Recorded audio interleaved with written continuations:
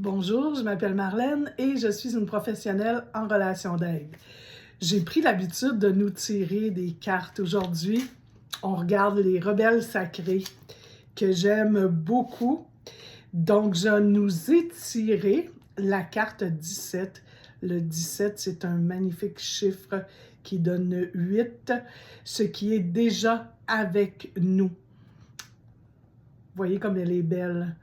Donc, ce qui est déjà avec nous, en fait, cette carte, ce qu'elle nous dit, c'est qu'on a toujours l'impression que si on est ailleurs, si on est dans un autre moment, si on est avec d'autres personnes, si on avait tout ça, là, me semble qu'on serait déjà tellement plus heureux.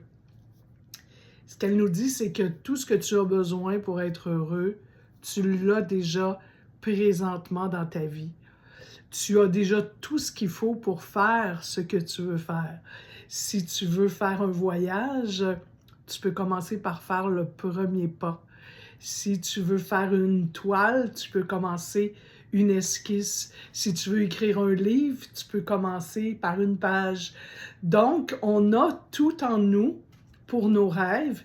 Il s'agit de se décider à juste débuter, à croire vraiment qu'on a tout ce qu'il faut pour faire ce qu'on a envie de faire. N'est-ce pas merveilleux? Alors arrêtons de chercher les lunettes que nous avons sur le nez, ou si c'est pour moi, souvent je les ai sur la tête. Les lunettes sont ici, mes lunettes de soleil, puis je les cherche partout alors que je les ai sur la tête. Il faut arrêter de faire ça. Alors, donc, commençons le voyage par le premier pas. Bien, notre voyage aujourd'hui, il nous amène dans le monde des exigences élevées. Donc, on va regarder en psychologie traditionnelle le schéma ou le pattern des exigences élevées. Êtes-vous comme ça, vous?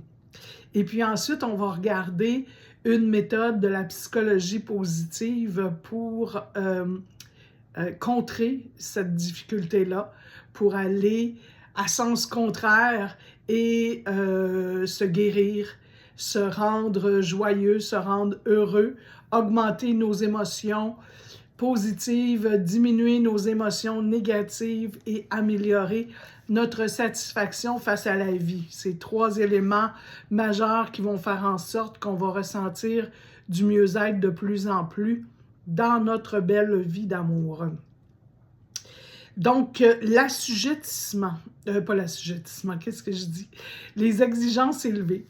Les exigences élevées, évidemment, vous me voyez venir un peu, on est dans quelque chose d'extrêmement rigoureux, dans quelque chose, on dit souvent des personnes qui ont des exigences élevées, qu'elles sont rigides dans la vie. Encore là, souvent, exigences élevées, on va retrouver ça dans notre belle matrice, dans notre belle société conventionnelle, chez les patrons, chez les personnes qui sont des masters dans leur domaine. Donc, dit-elle.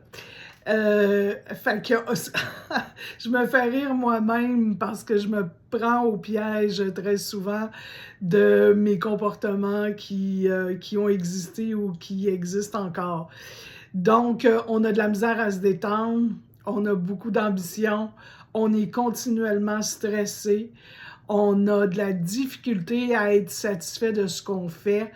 On se retrouve très, très souvent en compétition, en dépression, en burn-out. Les gens autour de nous ont de la difficulté à nous suivre parce que bien malheureusement, très souvent, on est aussi exigeant avec les gens qui nous entourent, avec nos employés, avec nos enfants, qu'on ne l'est pour nous-mêmes. Et ça ne s'appelle pas exigence élevée pour rien. C'est-à-dire que les exigences, c'est comme toujours trop. On a un fonctionnement quasi de robot plutôt que d'êtres humains qui prennent soin d'eux, qui se reposent, qui prennent le temps de se bichonner, puis de faire les choses comme on les fait quand on grandit en sagesse. Mais non, on n'est pas là du tout. On est avec faire les choses toujours de façon parfaite. Je vous dirais que de façon générale, évidemment, nos patterns, nos schémas, ils nous viennent souvent de notre enfance, pas nécessairement toujours avec les parents, ça peut être avec des professeurs. On peut avoir aussi un petit caractère inné, là. Moi, j'ai quelqu'un dans ma vie là, que j'adore, une précieuse, qui depuis qu'elle est toute petite, tout petit bébé, déjà à 2, 3 ans, elle cherchait à faire les choses parfaitement, puis elle se fâchait, puis elle abandonnait, puis elle aimait pas ça quand ça marchait pas à sa manière, puis personne ne demandait là, d'être bon. Peut-être on lui demandait de façon inconsciente, peut-être que dans l'énergie, on aime bien travailler avec l'énergie, peut-être que dans l'énergie, on passe aux enfants toutes sortes d'exigences de façon inconsciente. Bref, on peut aussi, comme on l'a déjà mentionné, avoir des tendances tout à fait personnelles. Moi, je crois beaucoup au bouddhisme, aux vies antérieures. Je pense qu'on traîne plein de choses, on n'arrive pas ici nécessairement. C'est pas pour rien qu'on a chacun nos personnalités et qu'on peut voir les personnalités d'un enfant très très tôt dans sa vie. Oui, on est influencé, bien sûr, ça je le nierai jamais, mais on a aussi une personnalité de base qui peut faire que ce schéma-là, il va être facile à prendre, les exigences élevées, on va en demander toujours plus. Mais souvent, on a aussi des parents qui sont comme nous, hein, qui sont très, très, très exigeants. Un des deux parents très exigeant et l'autre qui se sent pas à la hauteur. Ça arrive quand même dans beaucoup, beaucoup de schémas. On se retrouve avec ces sentiments-là hein, qui sont bien humains, de ne pas faire ce qu'il faut, de ne pas dire ce qu'il faut. Et on va souvent avoir eu des adultes autour de nous qui vont avoir rompu les contacts quand on ne faisait pas les choses à leur manière. Donc, vous comprenez qu'un enfant, un adolescent qui vit une rupture de contact, que le parent arrête de lui parler, que le parent lui demande de partir ou que le parent part lui-même, il y a beaucoup d'itinérance chez les jeunes et c'est souvent dans des milieux où les exigences sont très élevées que ça va se passer. Ça se passe pas tout le temps dans des foyers où il y a de la consommation. Il y a beaucoup de jeunes qui consomment, qui sont sur la rue, qui viennent de foyers où est-ce qu'il n'y a pas tant de consommation, sinon de consommation d'argent, de travail, mais qu'il n'y a pas tant de consommation de substances et ces enfants-là vont se retrouver pareil avec des dépendances et pareil dans la rue. Donc, on s'est senti humiliés. Beaucoup d'enfants avec exigences élevées se sont sentis humiliés par des adultes ou par d'autres enfants. Donc, ils décident à un moment donné que ça doit être eux qui font quelque chose de pas correct. Donc, ils vont se mettre à faire les choses qu'ils croient de façon parfaite. Ils vont essayer et réessayer et pratiquer tant et aussi longtemps que c'est pas parfait, puis que personne ne peut les critiquer. Parce que toute forme de critique, même si elle se veut constructive, est perçue comme étant une attaque personnelle. Donc, les gens avec des exigences élevées, si vous essayez d'aller les critiquer, vous êtes mieux de vous lever de bonne heure parce qu'ils risquent de vous donner un coup de massue sur la tête. Donc, c'est pas facile à vivre, ni pour la personne qui le vit, ni pour les personnes qui l'entourent. Quoi vous dire d'autre?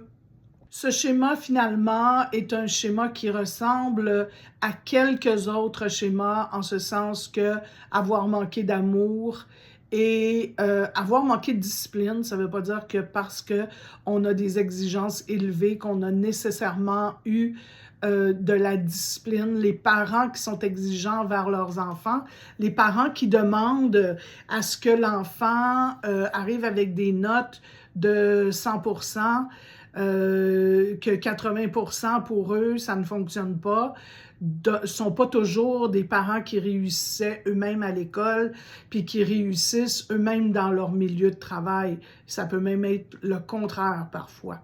Alors, soyons vigilants à avoir des attentes raisonnables envers nos enfants qui arrivent avec des notes de 65, 70, 75%.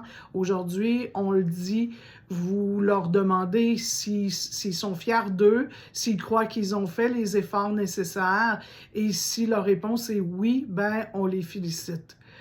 Donc, voilà pour ce schéma. Maintenant, on y va avec la petite recherche bonheur. Donc, pour contrer à ce problème, voici ma proposition.